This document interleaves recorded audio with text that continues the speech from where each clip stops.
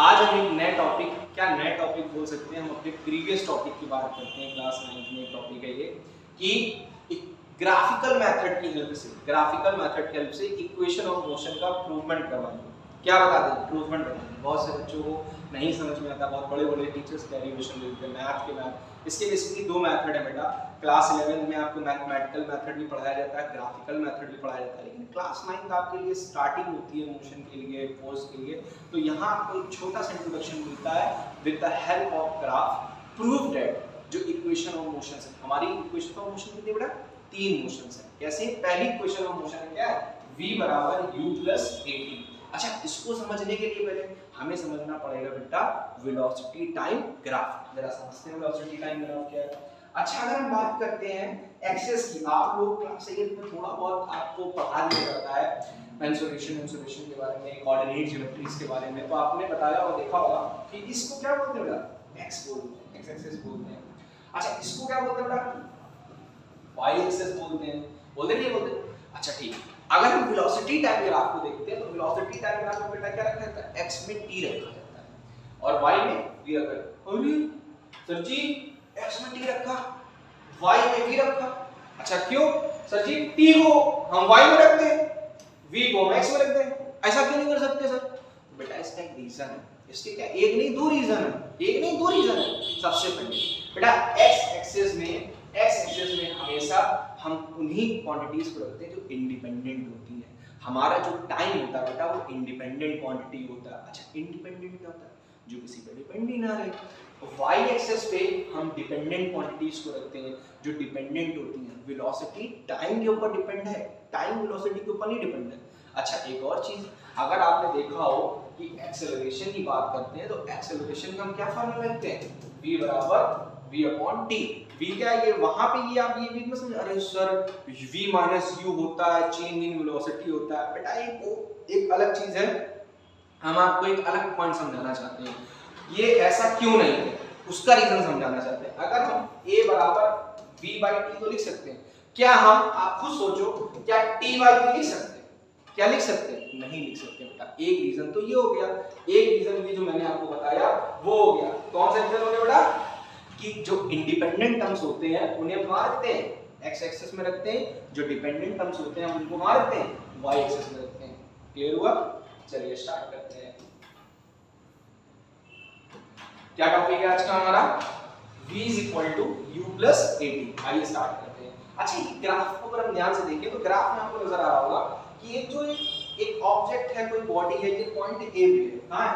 Point a पे। ये t time बाद कहां पहुंच गई? पॉइंट b में पहुंच गई। जो इसकी इनिशियल वेलोसिटी कितनी बेटा? u है और इसकी फाइनल वेलोसिटी कितनी होगी बेटा? v होगी। कितनी हो गई? v हो गई। क्या बात समझ में आ रही है आपको?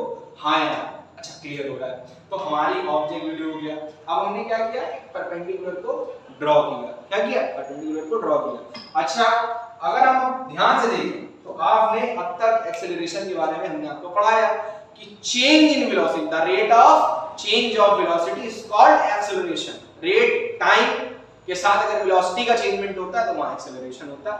और जरा समझते हैं, अगर हम एक्सेलरेशन की बात करते हैं, अगर हम एक्सेलरेशन की बात करें, अगर हम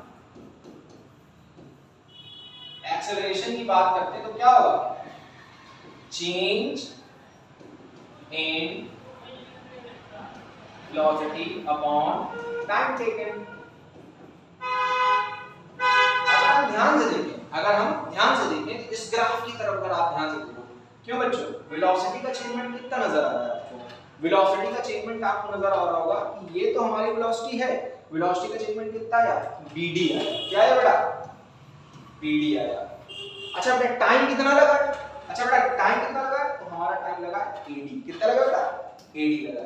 अच्छा, ये बात हमारी समझ में आ गई। अच्छा, एक बात बताओ, अगर हम bd को निकालना चाहें, तो हमें क्या करना पड़ेगा? किससे किसको माइनस करना पड़ेगा? हमें bd निकालने के लिए bc से, किससे बेटा? bc से dc को माइनस करना पड़ेगा। किसको माइनस करना पड़ेगा? dc को माइनस करना पड़ेगा। और क्या है? आपका ad आ जाएगा। क्या बात समझ में आ रही है कि नहीं आ रही? अच्छा ठीक, ये बात तो हो गई, ये बात तो समझ में आ गई हमारी। BC minus DC by AD। अच्छा, हमारे अगर हम टर्म की बात करें कि हमारा BC क्या है, AD किसको बोलते हैं हम, DC किसको बोलते हैं, ये सारी चीज को अगर देखते हैं तो अच्छा, अगर आप BC को ध्यान से देखो तो BC हमारा कितना है, टोटल V है। अच्छा, अगर हम AD की बात करते हैं, आपका AD कितना बेटा, T है। अगर हम DC की बात कर रहे हैं, आपकी कितनी बात कर रहे हैं, DC की बात कर रहे हैं, तो आपका DC कितना बेटा, U है। अब इन टर्म को उठाना है हमें और यहाँ पर पुट कर देना है। अच्छा, BC बराबर कितना था, V था, DC बराबर कितना बेटा, U है, AD बराबर बेटा कितना है, T है। तो हमारा एक्सेलरेशन क्या हो गया, A बराबर हमारा फाइनल निकला V minus U by T, V minus U by T। अच्छा ठीक है, ये तो कहानी हमें समझ में आ रही है धीरे धीरे। अच्छा, ये कहानी तो समझ में आ रही है आपको। तो अब क्या करते हैं हम लोग, अब थोड़ा सा मैथ का इस्तेमाल करते हैं। अब तब तक हमने ग्राफ को पढ़ लिया, अब जरा समझते हैं मैथ्स को। तो हमने क्या किया बेटा, T को क्या कर दिया, क्रॉस मल्टीप्लाई कर दिया। AT इक्वल टू बनाया V माइनस U, क्या बनाएगा, V माइनस U। अच्छा, ये बात तो समझ आ गई। अब हमें क्या नजर आ रहा है, कुछ आ रहा है समझ में, कुछ आ रहा है समझ में। और ध्यान से अगर देखो तो आपको ये पहली इक्वेशन मिलने जा रही है। अगर AT बराबर V माइनस U है, AT बराबर V माइनस U है, तो हमें क्या करना है, U को क्या कर देना, सिंपलीफाई, ट्रांसफर कर देना। तो क्या बन जाएगा हमारा, V बराबर U प्लस AT। क्या बात समझ में आई, क्या बात समझ में, क्लियर हुआ आप सबको? लेट्स गो, आइए समझते हैं सेकंड इक्वेशन को। ये तो आपकी फर्स्ट इक्वेशन हो गई। अब हम समझते हैं सेकंड इक्वेशन को।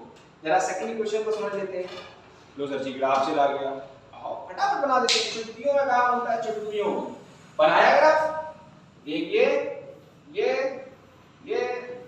जो बन के तैयार हो जाएगा, कुछ नहीं है। यहाँ U है, यहाँ U है, ये T है, ये T है, ये भी T है, और ये तुम्हारा कितना हो गया, ये टोटल कितनी है आपकी, V है। कितनी है, ये V है।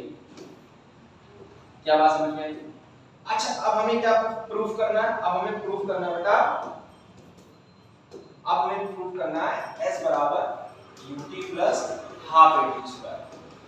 अब अगर आप ध्यान से देखो, ये जो इक्वेशन ऑफ मोशन है, ये किसके किसके बीच में रिलेशन बता रही है। हाँ, एक चीज और बताना मैं भूल गया, जो ये पहली इक्वेशन ऑफ मोशन होती है, अगर इसको हम ध्यान से देखें V और T, ये किसमें बताती है, वेलोसिटी और टाइम के रिलेशन बताती है। इसमें वेलोसिटी और टाइम में जो रिलेशन बताती है। अब दूसरी अगर इक्वेशन की बात करते हैं, अगर हम दूसरी इक्वेशन की बात करते हैं, तो दूसरी क्या बताती है बेटा, S क्या होता है, पोजीशन, डिस्टेंस। क्या होता है, S पोजीशन होती है। तो जो दूसरी वाली इक्वेशन है वो किसको बताती है, पोजीशन और टाइम के बीच में बताती है। क्लियर हो रहा है आपको? हाँ यार, चलिए स्टार्ट करते हैं। अच्छा, S बराबर UT plus half AT square.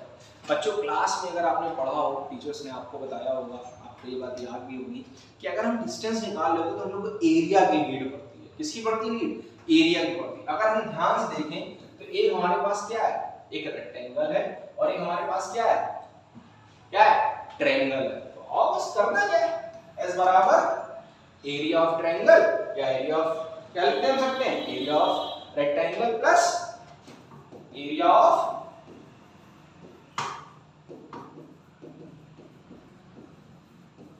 Triangle. तो जरा हम पढ़ते हैं एरिया ऑफ रेक्टेंगल। क्या है भैया area of triangle, rectangle, U into T।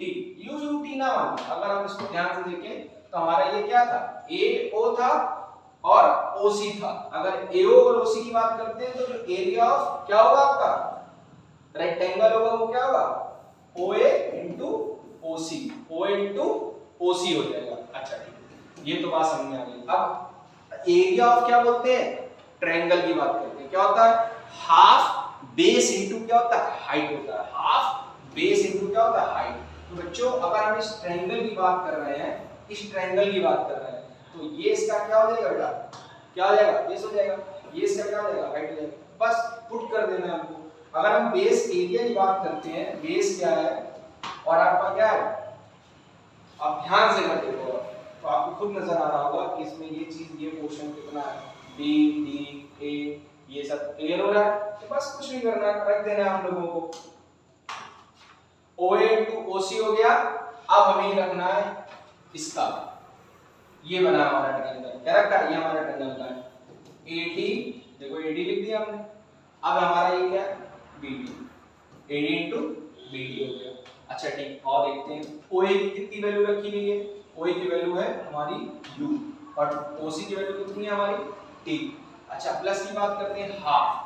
अगर AD की बात कर रहे हैं, देखो AD की अगर हम बात कर रहे हैं तो AD हमारा कितना है T है, AD हमारा कितना है T है इनटू, अगर हम BD की बात कर रहे हैं, देखो BD कितना V माइनस U है, कितना है बेटा V माइनस U, कितना रखा V माइनस U। बस यही पे दिमाग लगाना है।